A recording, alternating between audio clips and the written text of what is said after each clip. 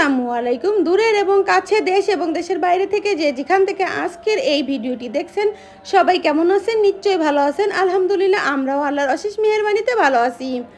তো নতুন আর একটা ভিডিও নিয়ে আপনাদের সামনে হাজির হয়ে গেছি। এই যে দেখুন, আমি আজকে কিন্তু জলপাই আচার তৈরি করব। এই আচারটি কিন্তু ছোটোবেলা থেকে দেখে আসছি, আমার দাদি নানিরা এই রেসিপিতেই কিন্তু এই আচারটা তৈরি করতো। ভীষণ মজাদার এই আচারটি।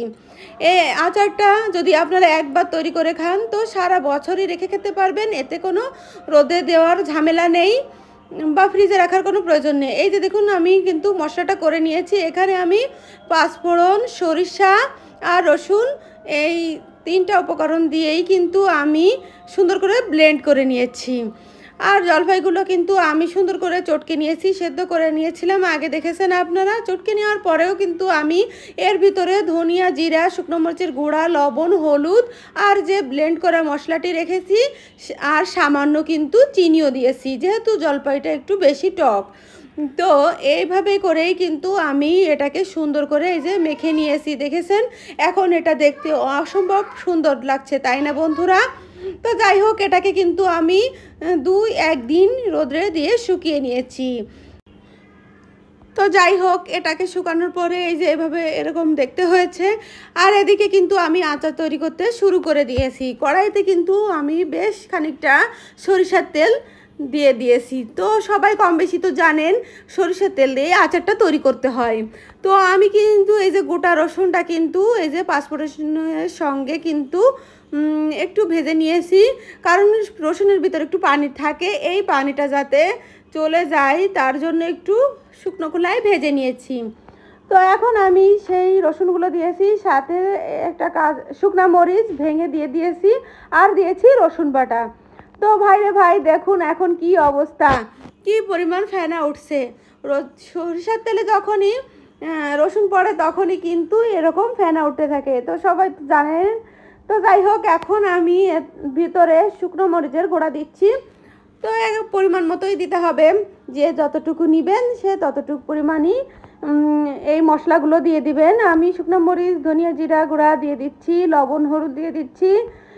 আর যেহেতু আমি চিনিটা যখনই আমি মাখিয়েছিলাম জলপাইটা তখন দিয়েছি, তো এখন কিন্তু কোনো রকমের চিনি ব্যবহার করার কোনো প্রয়োজন নেই। তো এভাবে করেই কিন্তু আমরা সব কিছু দিয়ে দিব। তো যে সকল প্রিয় প্রিয় বন্ধুরা আমার এই ভিডিওটি দেখছেন, তো ভিডিও শুরুতে কিন্তু কেউ লাইক দিতে ভুলবেন না। আর যারা আজকে প্রথম আমার চ্যানেলে নতুন, তো আমার চ্যানেলের কোথাও কোনো একটু অংশ যদি আপনাদের কাছে ভালো লেগে থাকে তো প্লিজ আমার চ্যানেলটিকে সাবস্ক্রাইব করে দিয়ে আমাকে আপনাদের পাশেই রেখে দিতে পারেন। তো এখন কিন্তু আমি এর ভিতরে যে 2-1টা এলাচ দানা এভাবে হাত দিয়ে ভেঙে ভেঙে দিচ্ছি, আর কিছুটা পাঁচফোড়নও দিয়ে দিয়েছি।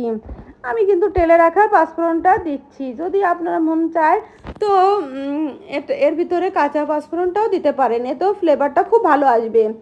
তো যাই হোক, এখন আমি এর ভিতরে এই যে আমার জলপাইটা দিয়ে দিচ্ছি।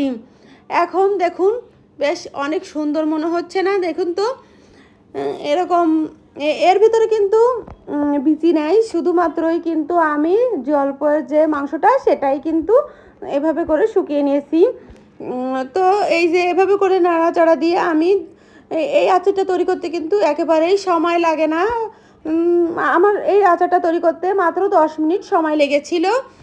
তো যাই হোক, এর ভিতরে কিন্তু আমি আরও খানিকটা তেল দিয়ে দিয়েছি, আর পাঁচফোড়নের যে গুঁড়াটা আছে, যে পাঁচফোড়নটা আমি তেলে রেখেছিলাম সেটাকে আমি কিন্তু খুব ভালো করে গুঁড়া করে আমি এর ভিতরে দিয়ে দিয়েছি।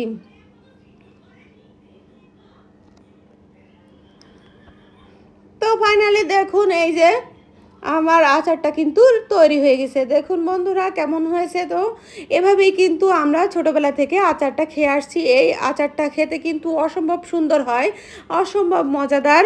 তো এরকম আচারের সঙ্গে কিন্তু শুধুমাত্র ভর্তাই যায়। এই আচারের তেল দিয়ে যদি আপনারা মুড়ি, চানাচুর এগুলো যদি মেখে খান তো এত বেশি মজা হয়, মন চাইবে আপনাদের বারবার শুধু এই আচারটা দিয়েই মুড়ি বানিয়ে খাই। আর ভর্তার তো কথাই নাই।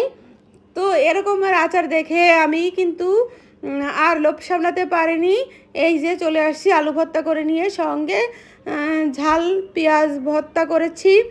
আর এই যে আলুর সঙ্গে মেখে মেখে নিয়ে খাচ্ছি। তো বন্ধুরা বলুন তো এরকম আচার হলে কি আর কিছুই লাগে? আমার তো লাগবে না।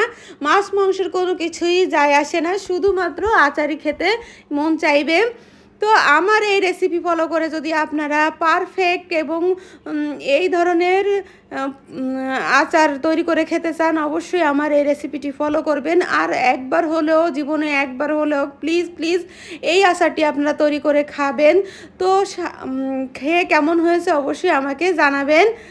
আর আজকের এই আচারের রেসিপিটি বা আমার এই ভিডিওটি আপনাদের কাছে কেমন লেগেছে অবশ্যই কমেন্টসে জানিয়ে দেবেন। ভিডিওটি ভালো লাগলে লাইক, কমেন্ট, শেয়ার এবং সাবস্ক্রাইব করে দিয়ে আমাকে আপনাদের পাশে রেখে দিবেন। তো বন্ধুরা আমি কিন্তু আচার দিয়ে ভাত খেতে এখনও অনেক বেশি পছন্দ করি। আর এই আচারটি কিন্তু আমার মেয়েরাও অনেক বেশি পছন্দ করে খাচ্ছে। যখন আমার দাদি নানিরা এই আচারটা তৈরি করতো তখনও আমরাও পছন্দ করে খুব খেতাম। তো আমার মেয়েরা কিন্তু অন্য আচারের থেকেও এটাকে অনেক বেশি পছন্দ করেছে। তো আপনারা অবশ্যই এই আচারটা ট্রাই করবেন। সবাই ভালো থাকবেন। আল্লাহ হাফেজ।